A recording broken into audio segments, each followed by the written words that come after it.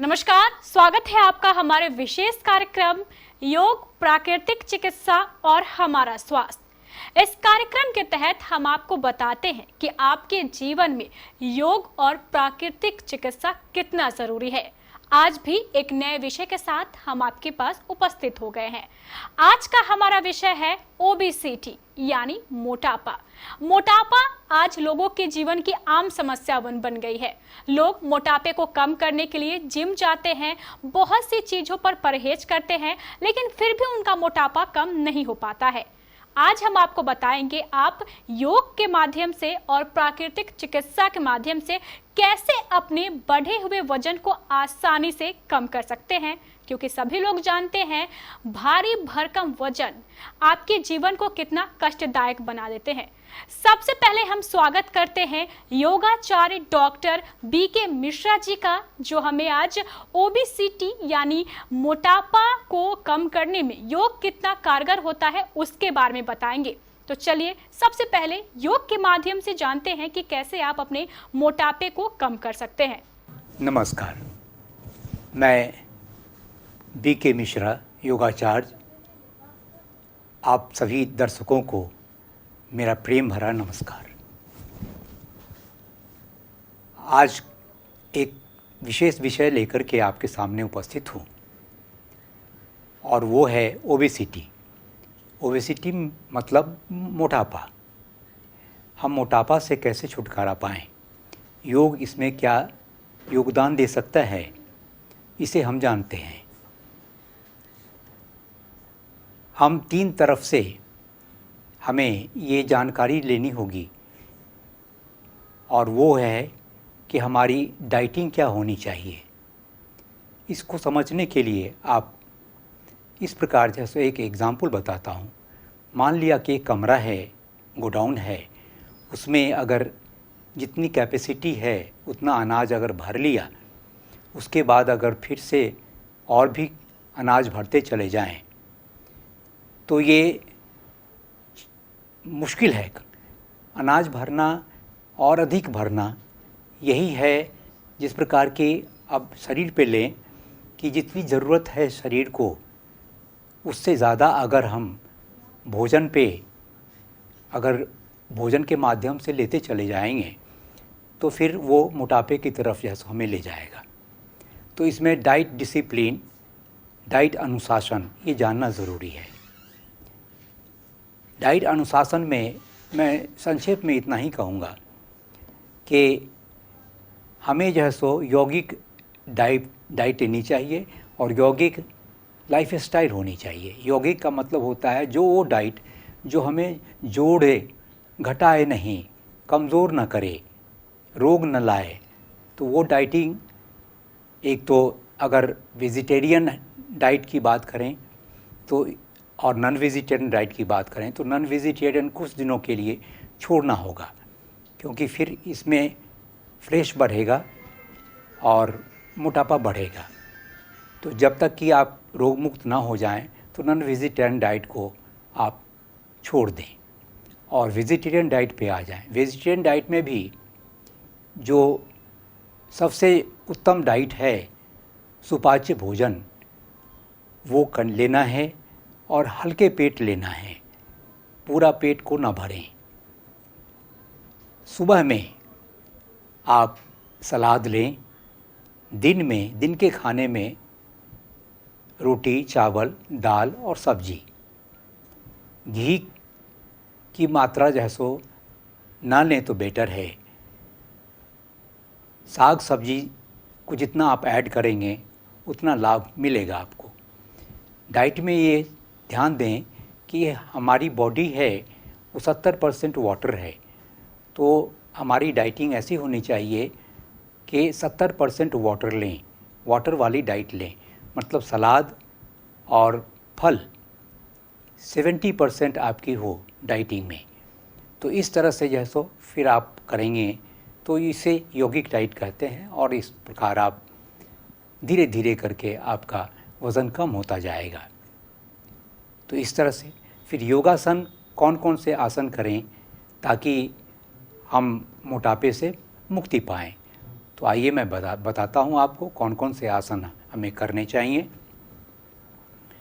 सबसे प्रमुख आसन जो है वो है सर्वांगासन और सूर्य नमस्कार।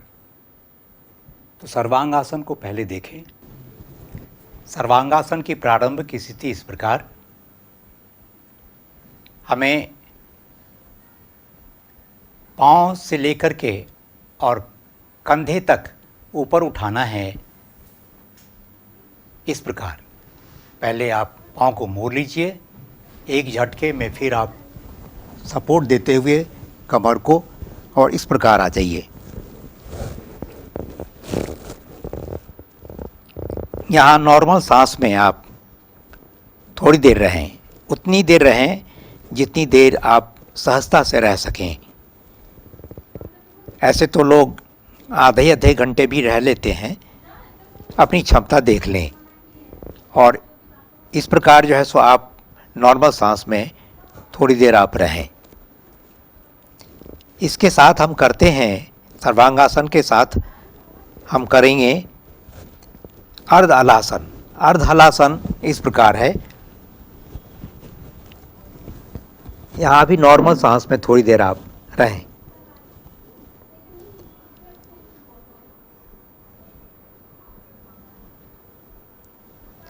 और कितनी देर, जितनी देर सहजता से आप रह सकें। ये मान लिया कि आप 2 मिनट यहाँ रहे, 2 मिनट सर्वांगासन में रहे, फिर आप नीचे आ जाएं धीरे धीरे। और इसे जैसे 5 बार रिपीट करें ताकि 10 मिनट, कम से कम 10 मिनट हो, और समय बढ़ाते जाएं। जैसे जैसे आप एक्सपर्ट होते जाएंगे समय को बढ़ाते जाएं। तो ये था सर्वांगासन और उसके साथ अर्ध हलासन। चक्की चालानासन, बैठ के चक्की चालानासन इस प्रकार। प्रारंभिक स्थिति, सांस लेते हुए दाहिने पांव की तरफ से गुजरते हुए बड़ी सी बड़ी सर्किल बनानी है आपने, और ये केहूनी नहीं मुड़नी चाहिए। और इस प्रकार सांस छोड़ते हुए, ध्यान रहे सांस की गति के ताल लय बद्ध होते हुए हमें करना है। सांस लेते हुए जितना पीछे जा सकें, सांस छोड़ते हुए बड़ी सी बड़ी गोलाई यहाँ आ जाए। 10 बार क्लॉकवाइज, इसे क्लॉकवाइज माने तो 10 बार एंटी क्लॉकवाइज करनी है, विपरीत दिशा में। सांस लेते हुए इस प्रकार केहूनी नहीं मुड़नी चाहिए, सांस छोड़ते हुए वापस यहाँ इस प्रकार 10 बार। ये इससे आपके पेट में बल पड़ेगा और पेट जिनका निकला हुआ है वो ठीक हो जाएगा, अपने जगह पे पहुंच जाएगा और इसका लाभ पूरे शरीर को मिलेगा। तो ये था चक्की चालानासन। भुजंगासन। भुजंगासन की प्रारंभिक स्थिति इस प्रकार, सांस लेते हुए गर्दन, कंधा, पेट, नाभि तक आप ऊपर आएं, थोड़ी देर यहाँ रहें, सांस को ऊपर ही रखें, फिर सांस छोड़ते हुए ज़मीन पे।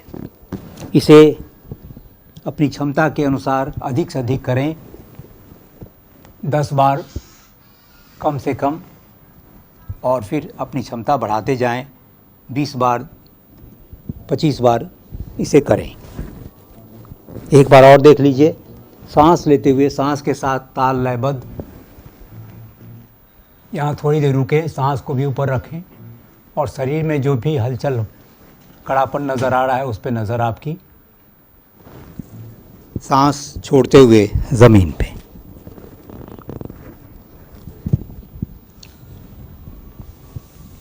योग मुद्रासन। योग मुद्रासन के लिए वज्रासन में बैठ जाते हैं, दोनों बाजू को पीछे कर लेते हैं, हाथ को बांध लेते हैं और सामने की तरफ झुकते हैं कमर से, कपाल को ज़मीन पर रख लेते हैं और यहाँ विश्राम की स्थिति नॉर्मल सांस में रहते हैं।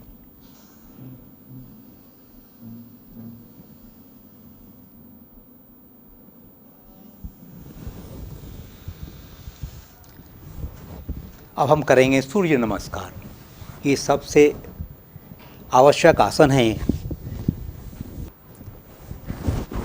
सूर्य नमस्कार के लिए ये 12 पोस्चर्स में पूरा होता है और इस प्रकार देखें, सांस की गति के साथ ताल लयबद्ध होना चाहिए और मुझे देखें कि कब सांस लेनी है और कब सांस छोड़नी है। कब सांस लेनी है इतना ध्यान रखिए, जब शरीर का कोई अंग उठ रहा हो तो सांस लेनी है और शरीर का कोई अंग अगर झुक रहा हो तो सांस छोड़नी है। 1 2 3 से करेंगे। 12 पोस्चर्स इसमें आते हैं। 1, सांस लेके 2, पीछे की तरफ थोड़ा सा जाएं। सांस छोड़ते हुए 3, कान से सटा हुआ बाजू होना चाहिए, ऐसे नहीं। 3, जहाँ तक आप आ सकें नीचे आएं। 4, दाहिने पाँव को पीछे करें इस प्रकार।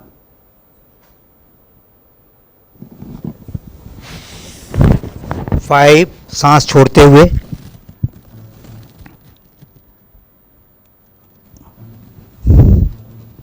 6, नॉर्मल सांस में आप यहाँ रहें। आप देखिए, इसमें स्थिति देखिए, ठुड्डी सटी हुई है, छाती सटी हुई है जमीन से, दोनों बाजू, दोनों हाथ, और इसके बाद सारा का सारा देह ऊपर है। ठेवना, दोनों घुटना मेरे सटे हुए हैं जमीन से, और फिर 2 पांव। अष्टांग नमस्कार। 8 अंग जमीन से सटे रहते हैं, 2 पांव, इसके बाद छाती, दोनों बाजू, 5 ठुड्डी। तो इस प्रकार अष्टांग नमस्कार। थोड़ी देर यहाँ नॉर्मल सांस में रहते हैं, फिर भुजंगासन, पर्वतासन,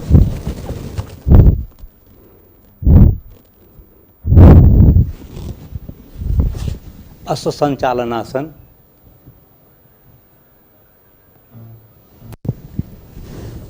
पादहस्तासन,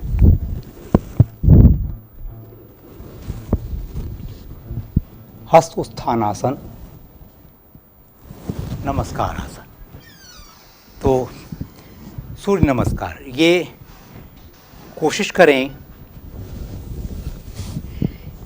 कि कम से कम 10 राउंड हम करें धीमी गति में, सांस के साथ ताल लयबद्ध। शरीर की गति और सांस दोनों की गति होनी चाहिए ताल लयबद्ध। तो 10 राउंड करें और फिर इसे बढ़ाते जाएं, राउंड बढ़ाते जाएं।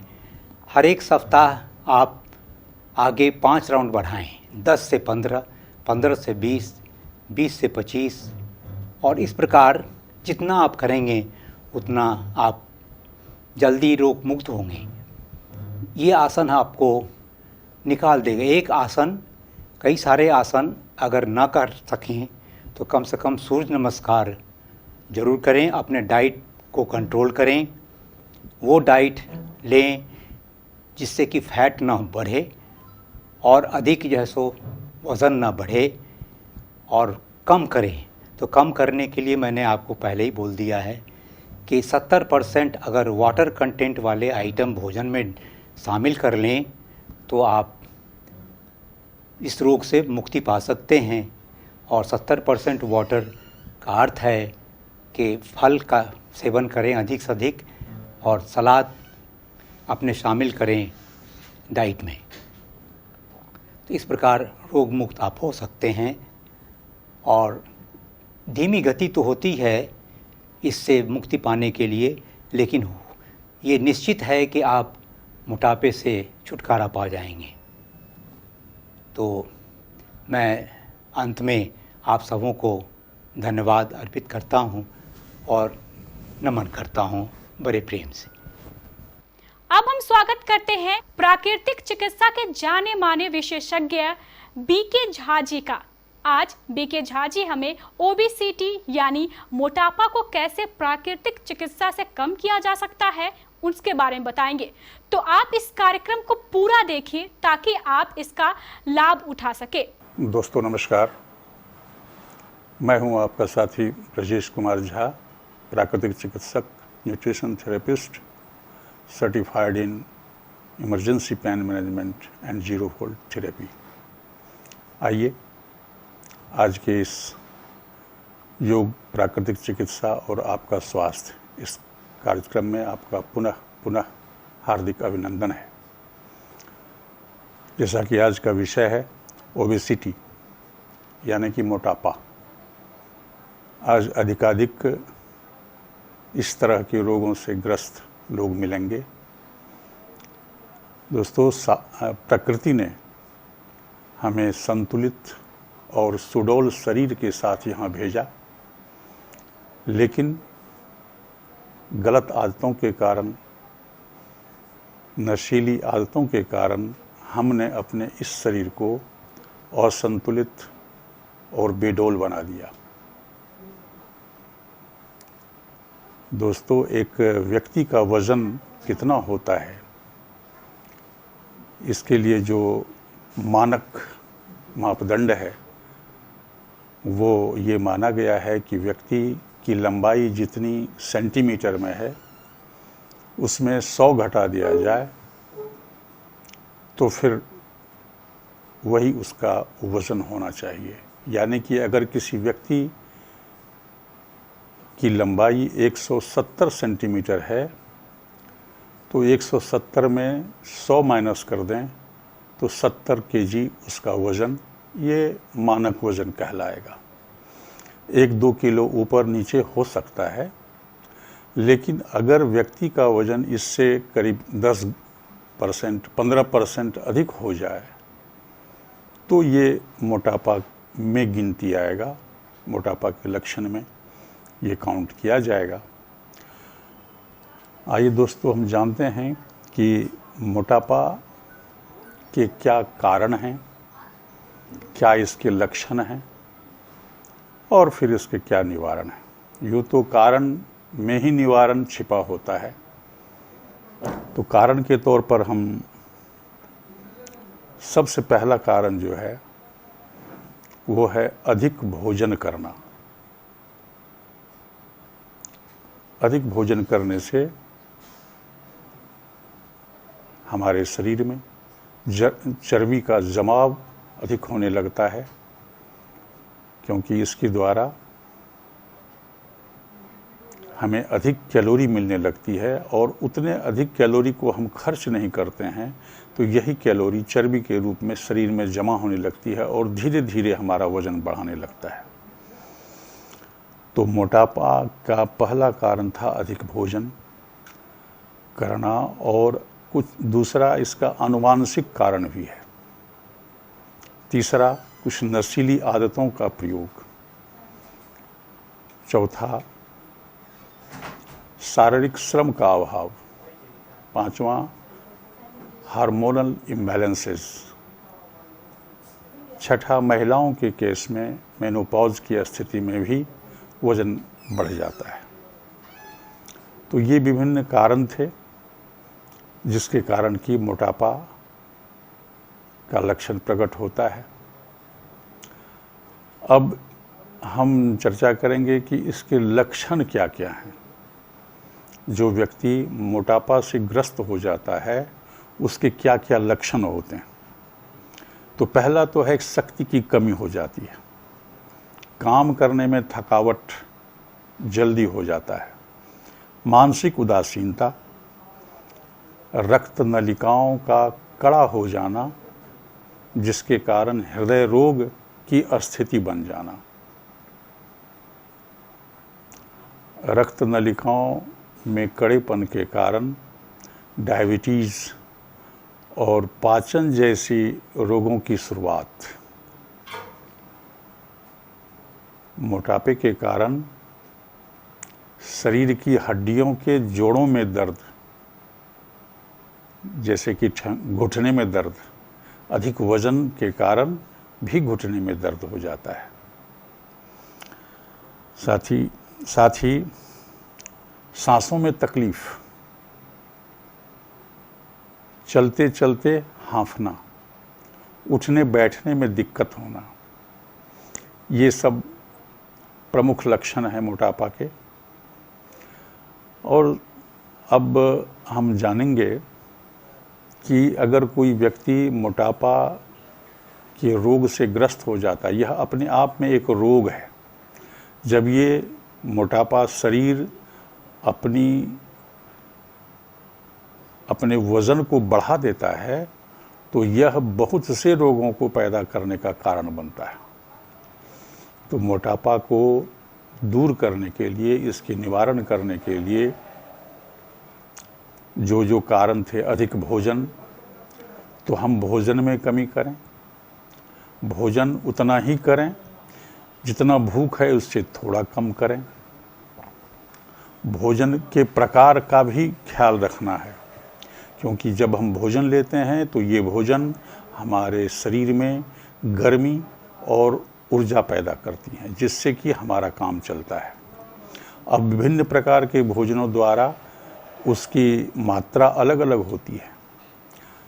नॉर्मली नॉनवेज आइटम जो हैं वो हमारे शरीर में अधिक गर्मी और ऊर्जा पैदा करती हैं। हम नॉनवेज आइटम तो लेते हैं, लेकिन उस ऊर्जा को अगर हम उपयोग नहीं किए, जो कि हमारे शरीर में कैलोरी के फॉर्म में जमा होता है, कैलोरी तो हमने ले लिया, इंटेक कर लिया, लेकिन उसका अगर उपयोग नहीं किया तो वही कैलोरी चर्बी के रूप में हमारे शरीर में जमा होने लगती है। तो लो कैलोरी फूड हमको लेना है। सबसे अधिक कैलोरी पैदा करने वाले मांसाहार भोजन हैं, उससे कम रोटी सब्जी दाल है, और सबसे कम फल और सब्जियों का संगम है। फल और सब्जी सबसे कम कैलोरी पैदा करते हैं, जिसे कि सहज ही हम खर्च भी कर डालते हैं। एक स्वस्थ व्यक्ति को प्रतिदिन 2400 कैलोरी की आवश्यकता होती है, तो 2400 कैलोरी हम प्राप्त करें और उसको खर्च भी कर दें। अगर हम खर्च नहीं किए, विभिन्न कार्यों में शारीरिक श्रम नहीं किए, योगासन वगैरह नहीं किए, तो कैलोरी तो मैंने ले लिया 2400, लेकिन खर्च नहीं किया, 1500 ही खर्च किया, तो 900 कैलोरी ये जमा हो जाता है। तो भोजन में हम लो कैलोरी को प्रेफर करें, यानी कि फल और सब्जी की अधिकता हम अपने भोजन में शामिल करें, जैसे कि कैलोरी तो हमें लो मिलेगा, लेकिन खर्च अगर अधिक हम करने लगते हैं तो जमी हुई चर्बी जो है हमारे शरीर में, उसका उपयोग बॉडी करने लगता है और उसके द्वारा हम ऊर्जा प्राप्त करने लगते हैं। तो अगर हम कम कैलोरी प्राप्त करें भोजन के द्वारा और अधिक कैलोरी खर्च करें, तो जमी हुई जो चर्बी है, यानी कि मोटापा के रूप में जो तब्दील है हमारे शरीर में, वो कम होने लगता है, सहज ही वजन हमारा घटने लगता है। तो ये थे भोजन में अगर हम ये सुधार करें तो फिर मोटापा सहज ही घटने लगेगा। आजकल समस्या जो है बेली फैट की, मतलब पेट पर चर्बी बहुत अधिक जमा हो जाती है, चर्बी है उसमें पानी भी जमा हो जाता है, उसके कारण काफ़ी वजन बढ़ जाता है और शरीर भी बेडोल हो जाता है। तो दोस्तों, बेली फैट को घटाने के लिए हमें 4 चीज़ करनी है, 4 चीज़ों का सहारा लेना है। पहला तो एक काइंड ऑफ डाइट, जिसे DIP डाइट कहते हैं। अभी फल और सब्जी की चर्चा की, तो DIP डाइट में फल और सब्जी की प्रधानता किस प्रकार हमारे भोजन में शामिल हो, उसका सूत्र उसमें छिपा है। वो ये है, वैसे मैंने चर्चा कई बार इसका किया है, लेकिन फिर भी मैं शॉर्ट में कर देता हूँ कि दिन के 12 बजे तक हमें 4 तरह के फलों का सेवन करना है, सिर्फ 4 तरह के फलों का सेवन करना है। और जब दिन का भोजन हो, यानी कि लंच में हम 2 प्लेट बनाएं, पहले प्लेट में हम सलाद रखें 3-4 तरह की कच्ची सब्जियों का, और दूसरे प्लेट में जो ट्रेडिशनल फूड है जैसे रोटी चावल सब्जी दाल ये सब है रखें। तो पहले हमें प्लेट नंबर 1 को ख़त्म कर लेना है सलाद को, उसके बाद हम फिर दूसरे नंबर प्लेट पर अपना हाथ लगाएंगे। और यही प्रक्रिया हमारे डिनर में भी शामिल होगी, पहले सलाद फिर जो भोजन है सब्जी रोटी सब वो हम लेंगे। यही DIP डाइट है, बहुत आसान है लेकिन ये डाइट बहुत ही कारगर है। ये अपना लेंगे आप तो आप देखेंगे कि न सिर्फ मोटापा, धीरे धीरे आपके शरीर में अगर अन्य किसी प्रकार के भी रोग हैं जैसे डायबिटीज़, ब्लड प्रेशर, अर्थराइटिस, ये रोग भी धीरे धीरे ठीक होने लगे हैं, क्योंकि ये डाइट अपने आप में कंप्लीट डाइट है, ये संतुलित है पूरी तरह से, जो हमारे शरीर को वहाँ ला के खड़ा करता है जहाँ ये शरीर की अवस्था सर्वोत्तम होती है, स्वास्थ्य की दृष्टि से सर्वोत्तम होती है, वहाँ ये हमारे शरीर को ला करके खड़ा करता है। तो ये हमें DIP डाइट पहला हुआ बेली फैट घटाने के लिए। और दूसरा हुआ साथियों, नोबेल प्राइज़ विनिंग साइंस की चर्चा करते हुए मैं बताना चाहूँगा कि एक प्रक्रिया है बॉडी में जो चलती है वो ऑटोफेजी है। इस पर नोबेल प्राइज़ मिला है 2017 में जापानी साइंटिस्ट को, और पहले भी 2 बार इसमें मिल चुका है नोबेल प्राइज़, जिसके द्वारा यह बताया गया है कि हमारे बॉडी में ये ऑटोफेजी की प्रक्रिया, ऑटोफेजी का अर्थ होता है ऑटो मतलब स्वयं, फेजी का मतलब खाना, हमारा बॉडी ही हमारे शरीर को खाने लगता है। क्या खाएगा? तो जैसे कि चर्बी जमा है हमारे शरीर में, एक्युमुलेटेड फैट जो है इसी को यूटिलाइज करने लगता है। तो ये प्रक्रिया कभी कभी बंद हो जाती है, जब बंद हो जाएगी तो इस तरह का जमाव शरीर में दिखने लगेगा। तो इस प्रक्रिया को चालू करने के लिए, ऑटोफेजी की प्रक्रिया को चालू करने के लिए हमें इंटरमिटेंट फास्टिंग का सहारा लेना पड़ेगा। इंटरमिटेंट फास्टिंग का अर्थ है कि हम अपने खाने के ब्रैकेट को 8 से 10 घंटा के भीतर ले आएँ। यानी कि अगर हम 10 दिन के 10 बजे से 6 बजे तक हम भोजन करते हैं, जो भोजन करते हैं, भोजन क्या करते हैं नहीं करते हैं उसकी चर्चा नहीं है, जो भी आप करते हैं, अगर इसके ब्रैकेट को हम 10 से 6 के बीच ले आएँ तो ये 8 घंटे का ब्रैकेट हो गया। तो बाकी 8 घंटे हमने भोजन लिया, अब बाकी के 16 घंटे फास्टिंग हो गया। ये जो फास्टिंग की प्रक्रिया है, तो इस 16 घंटे के दरमियान बॉडी को अगर ऊर्जा चाहिए ही चाहिए, तो वो ऊर्जा कहाँ से लेगा? तो यही जमा हुआ जो फैट है इसी को ये यूटिलाइज, रिसाइकिल कर लेता है। इसको, इस एक्युमुलेटेड फैट को वो रिसाइकिल कर लेता है और इसी को यूज करके बॉडी में एनर्जी देने लगता है। फलतः ये फैट खत्म होने लगता है, मोटापा कम होने लगता है। तो दोस्तों, ये ऑटोफेजी की प्रक्रिया हमको चालू करनी है बंद हो जाने के कारण। तो ये चालू करने के लिए हम अपने ईटिंग ब्रैकेट को 8 से 10 घंटे तक ले जाएं। 10 से 6 तक अगर ले गए तो ये 8 घंटा हो गया। अगर 9 से 7 कर दें, सवेरे 9 बजे से 7 बजे के बीच, तो ये 10 घंटे हो गया। तो जो बीमार हैं, ये सभी बीमारी के लिए कारगर है, जो बीमार हैं या किसी भी रोग से ग्रस्त हैं उनके लिए ये बहुत ही कारगर है। ये हमारे न सिर्फ ऑटोफेजी की प्रक्रिया को चालू करता है, बल्कि हमारे शरीर का जो सर्केडियन रिदम है, यानी कि जो बॉडी क्लॉक है हमारा, इसको भी स्टेबलाइज करता है। और जब हमारा ये सर्केडियन रिदम इस्टेब्लिश होता है तो हम धीरे धीरे रोगों से बाहर आने लगते हैं। तो ये ऑटोफेजी की प्रक्रिया सिर्फ और सिर्फ डाइट के ब्रैकेट को हम ठीक कर लें, ईटिंग ब्रैकेट को ठीक कर लें, तो इससे ये प्रक्रिया चालू हो जाती है। तो ख्याल रखें कि हमें अधिकतम संध्या के 7 बजे तक ही भोजन फिनिश कर लेना है, डिनर फिनिश कर लेना है। इसके बाद हमें कुछ नहीं लेना है। और फिर सवेरे 9 बजे 10 बजे से शुरू करें तो बहुत अच्छी बात है। तो इसके द्वारा आपका ऑटोफेजी चालू हो जाएगा, जिससे कि एक्यूमुलेटेड फैट जो है वो बॉडी से हटने लगेगा। तीसरा है head down tilt. Head down tilt में हम जब बिछावन पर सोते हैं, हम किसी बेड पर सोते हैं या खाट हो या चौकी हो या पलंग हो, तो ऐसी बेड को पाँव के तरफ ऊंचा कर दें। कितना ऊंचा कर दें? तो 10 डिग्री हाइट पर ले आएं। तो इसके लिए क्या करें? मोटा मोटी हम क्या कर सकते हैं, उतना कैसे हम एंगल नापेंगे? तो 3 ईंटा लगा दें पाँव की ओर, 3 ईंटा ऊंचा कर दें तो सर मेरा झुक जाएगा। और इसके कारण बेड जब इस प्रकार टिल्ट हो जाता है तो ये 10 डिग्री का एंगल बना लेता है। तो ऐसे बेड पर अगर हम 1 से 2 घंटा रोज सोएं तो जो बेली फैट की में जो फंसा हुआ जल है वो जल वहाँ से निकल करके शरीर से बाहर हो जाता है। फलतः बेली फैट जो है धीरे धीरे कम होने लगता है। 1 से 2 घंटा इसका अभ्यास हमें करने हैं। हेड डाउन टिल्ट, ये तीसरा अभ्यास था।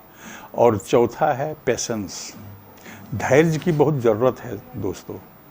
हम चाहेंगे कि आज हम वज़न कम कर लेंगे, आज काम करेंगे, आज कम हो जाएगा, ऐसा नहीं है। समय लगेगा, कम से कम 1 महीने तो लगेंगे। आप ये डाइट लें, ये चारों फार्मूला अपनाएं तो निश्चित रूप से 1 महीने में आप लाभान्वित होंगे और आपका वज़न घटता हुआ दिखेगा। और कितना घटेगा? तो अगर आप इसको फॉलो करते हैं तो 8 से 10% आपके वज़न में कमी आनी ही आनी है। कोई 100 किलो का व्यक्ति है तो वो उसका वज़न जो है 8 से 10 किलो तक कम हो जाएगा। ये 1 महीने में रिजल्ट आएगा। तो दोस्तों ये था बेली फैट को घटाने का एक प्रयास, एक तरीका। इसके अलावे प्राकृतिक चिकित्सा में जो चिकित्सा हम और करते हैं वो चिकित्सा है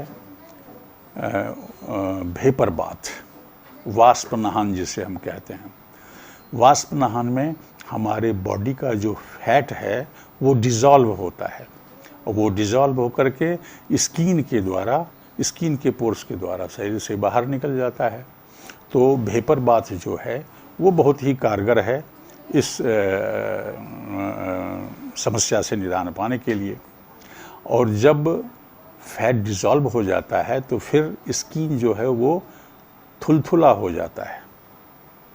तो स्किन के थुलथुलेपन को ख़त्म करने के लिए उसे हम वेट बेडशीट पैक देते हैं, यानी कि सारे बदन की गीली पट्टी, मतलब शरीर में चारों तरफ सूती वस्त्र की पट्टी दे देते हैं भिंगा करके और उसके ऊपर फिर कंबल लपेट देते हैं।